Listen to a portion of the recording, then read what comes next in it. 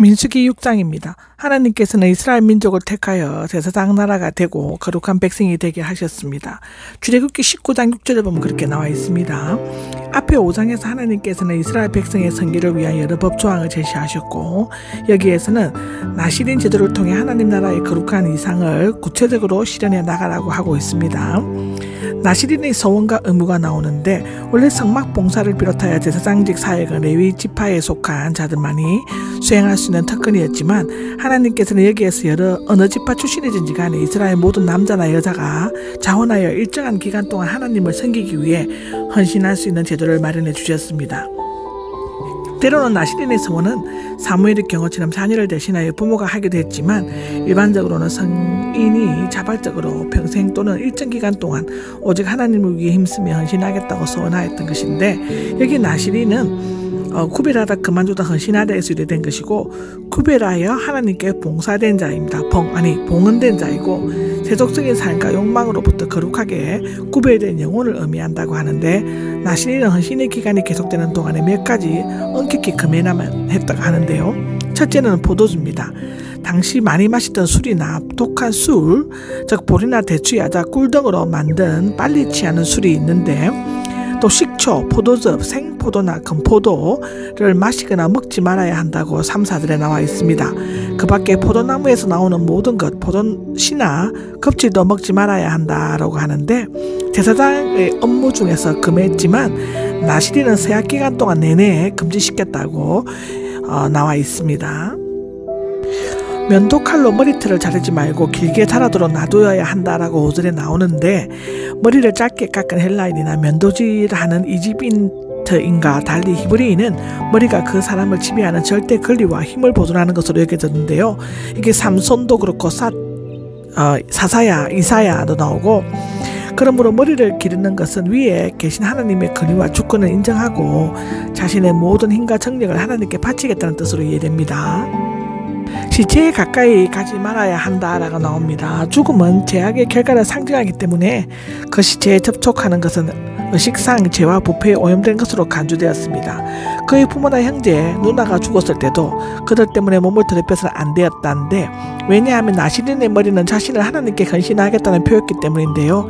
이 엄격한 규정은 대제사장의 경우에도 적용되었는데, 예수님께서도 죽은 자들로 죽은 자를 장사하게 하라고 말씀하셨습니다. 마태복음 8장 21절 22절에 나오죠. 만일 어쩔 수 없이 누군가가 갑자기 죽어 더럽히게 되었을 경우 청결예식을 행하여야 한다고 9절에서 11절까지 기록되어져 있습니다. 즉 7째 날에 머리를 깎고 8째 날에는 산 비둘기 2마리나 집 비둘기 새끼 2마리로 제사를 드리되, 하나는 속죄제를 위해 또 하나는 번제를 위해 드려야 한다고 합니다. 그리고 이전의 날들은 모두 무효가 되었으므로 다시 헌신의 기간을 정해야만 했습니다. 12절에 나오죠.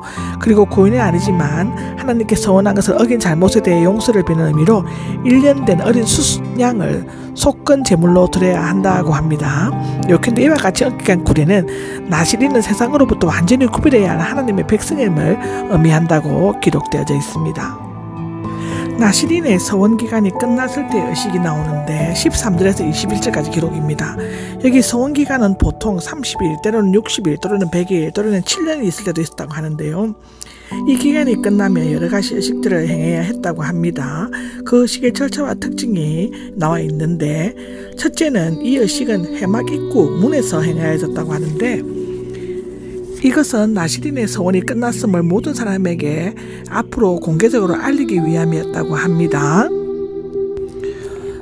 두 번째는 이 의식에서 반드시 4가지 제사가 뒤따랐다고 하는데요. 14절에서 17절까지 기록인데, 첫째는 번제, 둘째는 속죄제, 셋째는 화목제, 넷째는 곡식제라고 하는데, 첫째 번제는 여호와께 완전한 복종과 계속적인 헌신을 상징했다고 레위기 1장에 나와 있습니다.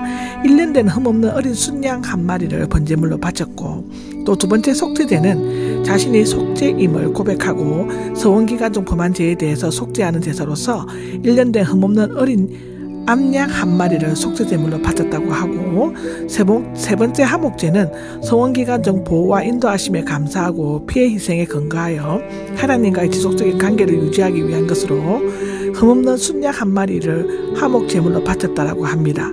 네 번째 곡식제는 여기 소제인데, 생명 유지와 식물을 주신 것과 헌신의 기회를 감사하는 것으로서 누력 없이 만든 속빈 과자들을 한 강주리에 담아드린다는 것인데, 그 외에 부어드리는 재물, 전재물은 독립적인 재물이 아니라 다른 재물에 곁들여 드리는 부속 재물이었다고 출애굽기 29장, 레위기 23장에 나옵니다. 4가지 종류의 제사 중 속죄제가 맨 먼저 드려진 것은 하나님과의 화목과 헌신을 이루기 이전에 먼저 죄를 청산해야 한다는 것을 나타내기 위하여 보여준 것이라고 하고, 그리고 자원 예물을 드릴 때는 힘이 미치는 대로 해야 한다고 기록되어져 있습니다. 머리털을 깎아 화목제물 밑에 있는 불 위에 놓아 태워야 한다라고 18절에서 20절에 나와 있습니다. 이것은 하나님과의 관계를 정산한다는 뜻이 아니라 나시린으로서의 제한된 생활을 끝내고 일반 백성의 위치로 돌아가겠다는 것을 공식적으로 확인시키는 것으로 볼 수 있습니다. 특히 화친과 친교, 감사를 의미하는 화목제물 아래에 있는 놋제단에서 자신의 힘과 권위의 상징인 머리털을 태우는 것은 자신의 헌신을 기쁘게 받아주시고 아름다운 관계를 유지시켜 주신 은혜와 사랑에 감사하면서 앞으로 더욱 온 힘을 다해 헌신하고 하나님과 더불어 친교를 계속하겠다 다짐하는 상징적인 의미가 담겨 있다고 하는데요. 이런 예식이 끝나면 그들은 나시린의 서원을 완전히 이행한 사람이 되어 그 서원에서 완전히 노임을 받게 된다는 것입니다. 요컨대 하나님께서 나시린에게 제사를 요구하신 것은 인간이 아무리 서원하고 자신을 정결케 해서도 여전히 죄인이다고 로마서 3장 10절에는 나와 있습니다. 하나님의 공의의 법 앞에 누구든지 자신이 있게 나설 수 없으며 온전한 성결과 정직한 업무를 수행했어도 죄를 범할 수 있고 또 하나님 앞에서 우리의 의로운 공의를 내세울 수 없음을 교훈적으로 보여주고 있는 것이라고 합니다. 여기 22절에서 27절까지가 제사장의 축복이 나옵니다. 앞서 나시린 제도가 이스라엘과 하나님 사이를 돈독히 하고 인간편에서 여호와를 향해 자원하여 헌신하려는 자의 자세를 언급하고 있다면, 제사장의 축복은 하나님 편에서 인간 특이 자신의 백성에게 복과 은혜와 평강을 주시기를 원하는 거룩한 의지를 나타내고 있다. 하나님께서는 자신의 축복을 백성에게 전할 정제자로 제사장들을 택하시고 축도권을 위임하셨는데, 이와 같이 제사장이 갖는 정보자로서의 권한은 죄인이 된 인간과 하나님 사이의 유일하고 완전한 중보자이신 예수 그리스도를 예표하고 있는 것이다. 디모데전서 2장 5절에 나온다. 신약시대에는 모든 성도들이 인간 중재자가 없이 예수 그리스도를 통해 하나님께로 직접 나아갈 수 있게 되므로 제사장의 특권을 똑같이 누릴 수 있게 되었다고 베드로전서 2장 9절에는 기록하고 있다. 여기에 언급된 제사장의 축복은 아론과 그 아들들이 이스라엘 백성을 축복하는 내용으로서 성경 전체를 통해 가장 아름다운 축복들 중 하나일 뿐만 아니라 구약의 성전 회당 예배에서 큰 비중을 차지하였고, 종교개혁 이후에는 개신교의 예배 식문에 많이 채용되었다. 제사장은 예루살렘 성전 앞 계단에 서서 회중을 향해 손을 들고 이 축복문을 읽었다고 하는데, 히브리어 원문은 삼행시의 형태로 각 행은 점점 길게 되어 있고 또 여호와의 신성 사문자가 3번 반복되고 있고, 이 12는 이스라엘 12지파를 가리키는 것으로 보고 있다.